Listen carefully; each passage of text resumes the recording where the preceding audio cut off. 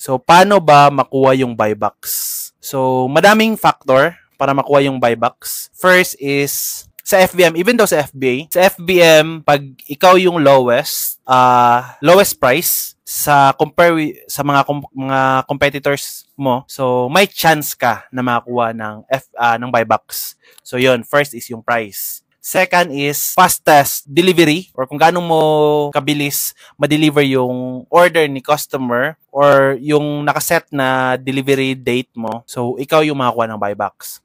So, dalawa na yon. First is price. Pangalawa is yung speed ng delivery. Pangatlo is yung current state ng store mo. Kung healthy yung Amazon store ni client, like mabilis siya mag-respond sa customer service, walang mga late shipments, walang mga cancellation orders, walang ODR, lalo na yung ODR or order delivery rate. Tama ba? Order defect rate, sorry. Yung order defect rate, kung wala yon, like 100% clean yung ODR mo, so mataas yung chance na makakuha mo na yung buybacks. Even though you're not selling the product sa lowest price, kahit hindi ikaw yung lowest price. So yun yung kadalasan na reason para makuha yung buybacks.